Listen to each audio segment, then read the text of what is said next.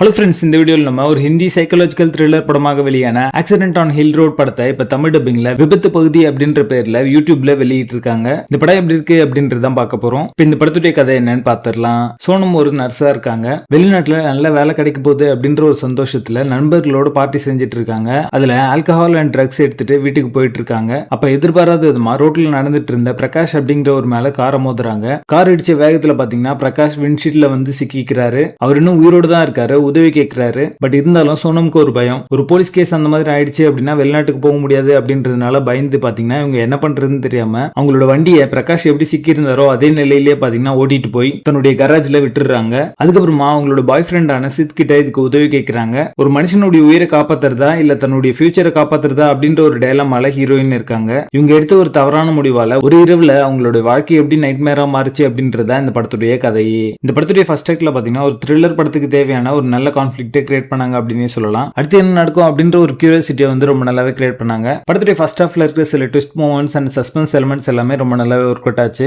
So நம்ம தப்புக்கு மேல தப்பு பண்ண அது அவங்களுக்கு எப்படி ஒரு பிரச்சனையா முடியுது அப்படின்ற அந்த டென்ஷன் பில்டிங் ரொம்ப நல்லாவே இருந்தது. சோனம் ரோல்ல நடிச்ச செலினா பாத்தீங்கன்னா மோஸ்ட்லி வந்து கிளாமரஸ் ரோல் தான் நடிப்பாங்க. அதுல இருந்து வேறுபட்டு ஒரு வித்தியாசமான பெர்ஃபார்மன்ஸை கொடுத்திருக்காங்க அப்படின்னு சொல்லலாம். பட் இருந்தாலுமே நடிப்பு பத்தல அப்படின்னு தான் சொல்லுவேன். செகண்ட் ஹாஃப்ல ஒரு பிளாட்டான ஸ்கிரீன் பிளே வச்சிருப்பாங்க. அது இந்த படத்துக்கான மைனஸாவே அமைஞ்சிருக்கு. படம் முழுக்க லாஜிக்கல் இஷ்யூஸும் அவங்க எடுக்கிற முடிவுகள் எல்லாமே பாத்தீங்கன்னா இது வந்து நார்மலா ஒரு மனுஷன் எடுக்க மாட்டானே அப்படின்ற மாதிரி தோணும். அவங்களே பாத்தீங்கன்னா ஒரு நர்ஸ் தான். அவர் வந்து அடிபட்ட உடனே அவருக்கு வந்து ஒரு முதலுதவியாவது பண்ணிருக்கணும். அதையே பண்ண மாட்டாங்க. அது எல்லாமே பாத்தீங்கன்னா லாஜிக்கலா ஒர்க் அவுட் ஆகல. ஃபருக் ஷேக் பாத்தீங்கன்னா ஒரு நல்ல ஆக்டர். அவர் பெருசா வந்து இந்த படத்துல யூஸ் பண்ணல அப்படின்னு தான் சொல்லுவேன். ஒரு edge of the seat experience கொடுக்குற மாதிரியான காட்சிகள் எதுவுமே இந்த படத்துல இல்லாதது இந்த படத்துக்கான மைனஸ். படத்துடைய பேசிங் ஆவரேஜா இருக்கும். சரி, படத்தை பார்க்கலாமா வேணாமா அப்படின்னு கேட்டீங்கன்னா எனக்கு இந்த படம் பெருசா ஒர்க் அவுட் ஆகல. ஜஸ்ட் படத்தை போட்டு வேலையை பார்த்துட்டே பாக்குற மாதிரியான ஒரு டைம் பாஸ் கேட்டகரியில பாக்குற ஒரு படமா தான் இந்த படம் வந்திருக்கு. வேணா ட்ரை பண்ணி பாருங்க. மொத்தத்துல இது ஒரு பில் ஆவரேஜ் மூவி தான். படத்துல அடர்கான இருக்கு. இந்த படத்தை நீங்க ஃபேமிலியோட பார்க்காதீங்க. விபத்து பகுதி படத்துக்கு எங்களோட ரேட்டிங் 4 out of 10.